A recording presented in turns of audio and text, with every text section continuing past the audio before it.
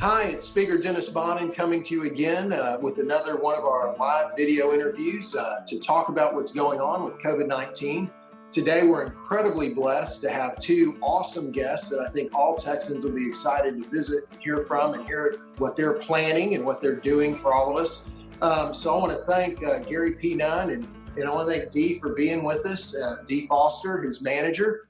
And so let me just kick it off and say, y'all are planning this very important masquerade. Let me see what mask I brought. This is the mask that my 15-year-old, he made on his 3D printer for me and my wife each have one. It's not the most comfortable, they're better, but this is the mask I've used a few times for my son. What mask do y'all have for your masquerade? Well, I've got my common mask here today. Perfect. Yeah, there's Now, Gary. Gary's got the perfect. And I have this special one here. Yeah. We love it. I love it. So let me ask the most important question of all, because we all want our economy 100% back to where it was. And it has affected so many people in so many ways. And Gary P. Nunn is famous and known across the world. And it doesn't help to lose business and opportunities, but our struggling artists have to be affected. So let me ask Gary, have you been able to perform or play at all during this pandemic? Well, Mr. Speaker, we haven't played. The last show we played was March the 5th. So we're going on 3 months now since we've had any kind of shows or any kind of income whatsoever. So if you're not getting to do that, no one else is either. And we've got to get live music and we've got to get these performers back to being able to make a living and being a part of this. And that's, I think, where you came up with this idea. What do you think, what's your view, Gary, of how Texans have been handling their business when it comes to best practices on what medical experts have recommended with getting around the pandemic environment? Well, from what I've observed, most businesses are being very, very careful in having their employees wear their mask and do all the hygienic things that are required, and cleanliness and safetyness. Honestly, I have to say that some of the people who go out and socialize and everything, I'm disappointed to see that they're not out. They're not wearing their masks. We go to HEB, and sometimes we'll be the only one wearing masks in the whole store. And that just is mind-boggling to me, because my background, actually, I went to pharmacy school at the University of Texas, and one of the last courses I took was microbiology, and then it was all about the antigen-antibody reactions and the contagiousness and the properties of these contagious diseases. And they're so very, very virulent and so very contagious that it just doesn't make any sense for anybody to expose themselves. Even one little molecule of virus can grow exponentially once it finds a host. And so many of us that don't show symptoms, I'm not saying many of us because we don't know, because we can be silent carriers, and we don't know if we're a carrier or not because we're not showing the symptoms. But it's just it's such a dangerous situation, and we're just encouraging everybody to do what they can, and the least that they can do is to protect, like you say, protect their fellow Texans and all across America, because we're in a battle for our lives here, and it's like World War II. We've got to all pull together to make this thing, to bring this virus, knock it down and get it out of our way so we can get back on the road and get this economy rolling again. Yeah, and when you say we're in a battle for our lives, you don't simply mean our lives from pure the virus and health. You mean economically also. I mean, that's one of the things that's lost in all this. I mean, there is negative health consequences to economic despair. When unemployment goes up 5%, the suicides go up, the drug overdoses go up, domestic violence increases. And so this is a fight for our lives in reviving the economy as fast as we can. Gary, what are you hearing from those in the music business about contemplating opening back up venues and getting the music business back going sooner than later? What are you hearing? Well, of course, everybody is like me. None of us had a gig in 3 months, and everybody is anxious to get back to work. Of course, it's our livelihood and the people that work for us, and it not only affects us, it affects everybody else, agents and managers and people who work in the music industry, people who make T-shirts, all the way down the line. Everybody that's associated with us and make their living, have been negatively affected, and the business has just come to a complete standstill in our industry. D, I don't want to. No, go ahead.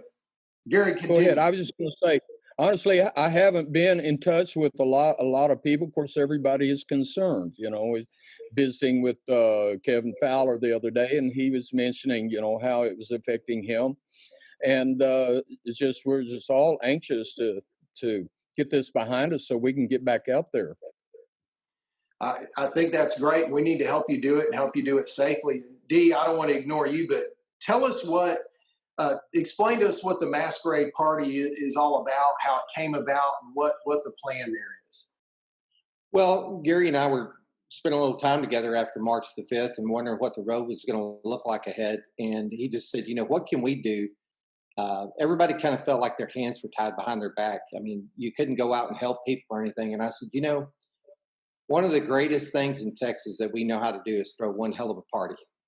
And why don't we throw the Texas Maskuerade Party? If they're wanting us to wear masks, then let's get everybody together to everybody wears a themed mask. Come and take it. A Texas symbol, a Gary P. Nunn, a Kevin Fowler, a Willie Nelson, a George Strait, whatever you want on your mask. That's your message. It could have been it should be one of the greatest branding opportunities for Budweiser and Shiner and Corona and all of those guys out there to have an opportunity to really show off their brands. So we started putting things together to really encourage Texans to protect each other.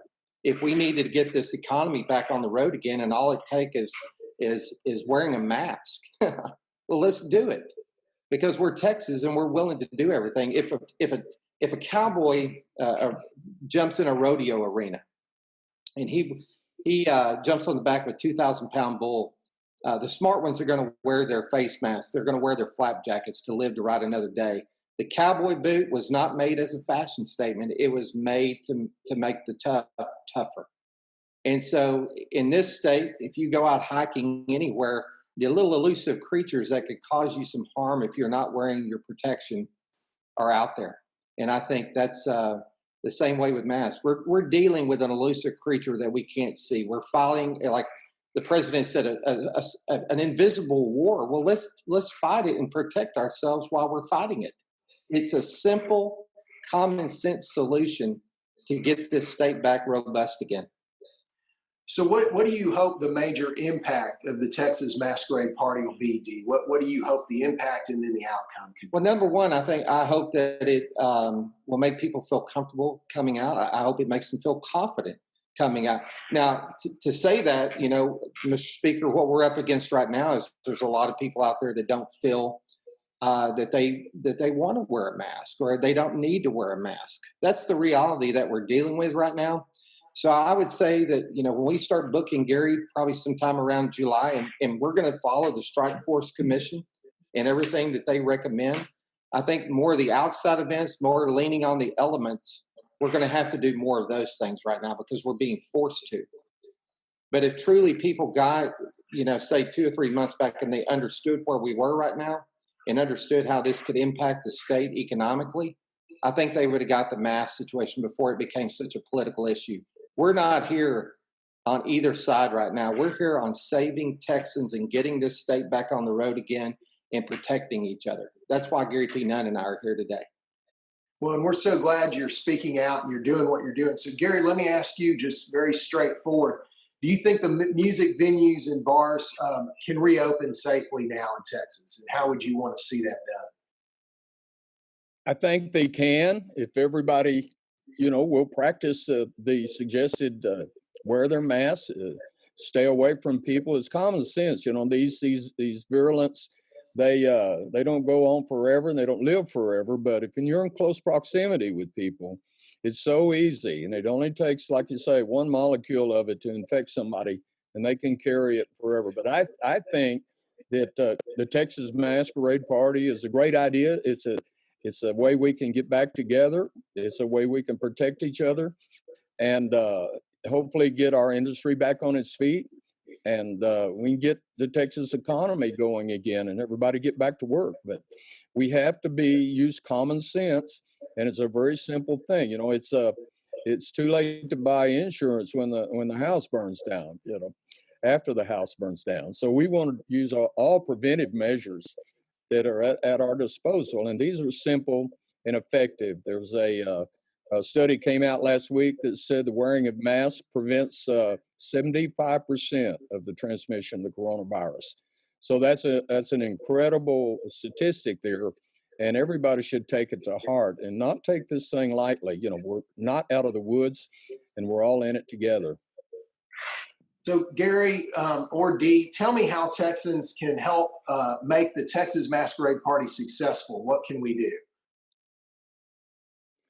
Well, one thing you can do, you can go to our website, texasmas.org, and you can make a contribution. Our mission statement is on there, what our goals are.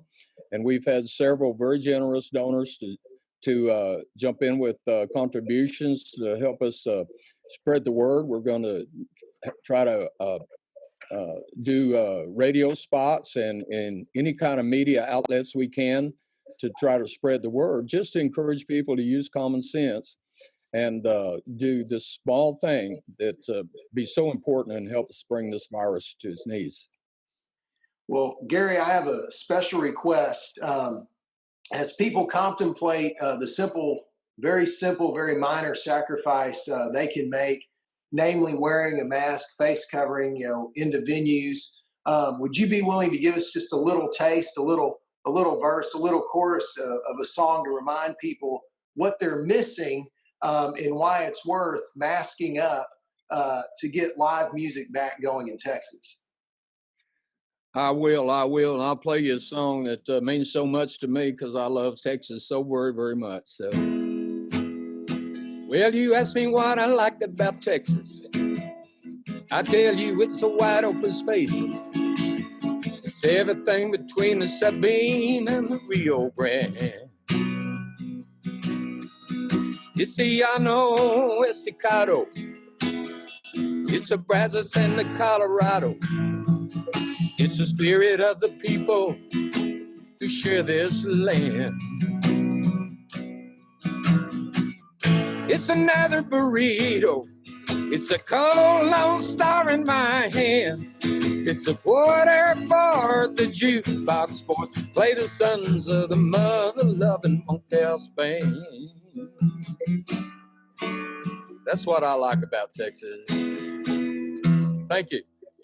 Thank you. I tell you, I don't know how anybody wouldn't want to put a mask on to go have the opportunity to be a part of that. That was great, Gary. So as we wrap up, I'm going to ask both of y'all, but Dee, I'll let you go first. So what would you want Texans to know in these crazy times that we're dealing with? What would your parting message be is what we really need to do to get live music back going, get our economy back going, and get us back to where we want to be pre-COVID-19?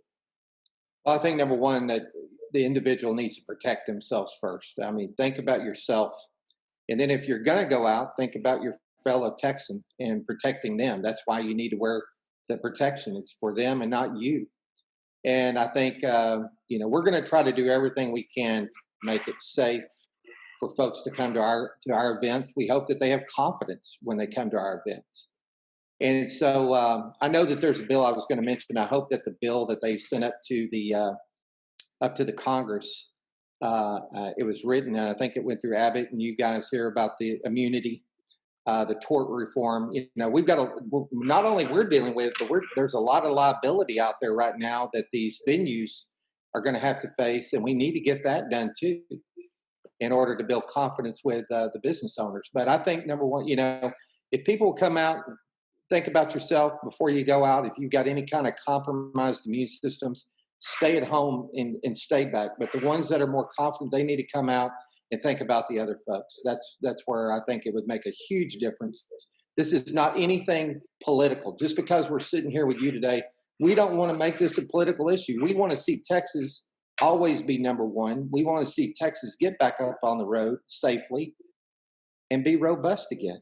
We were having concerts. Our last concert had 650 people on a Thursday night in New Braunfels, and people walked out where they were so rejuvenated. I mean, just we've seen a resurgence of Texas music like none other. And then all of a sudden, a week later, it says, "Turn out the lights. The party's over for a while." D, you couldn't be more right. And Governor Abbott, Lieutenant Governor Patrick, and myself sent a letter asking Congress, and we should be very proud that our United States Senator John Cornyn is leading the effort for that liability protection for venues and businesses as they reopen. If they're following, and the key to that, D, they have to follow the health guidelines the best of their ability to have that protection. So it's of great importance. Well, Gary, let me give you the last word. What message do you want Texans to understand in these crazy times? And your parting comment would be? Well, my parting comment would be just to encourage everybody to think about not ourselves as individuals so much, but think about our whole state, our whole nation.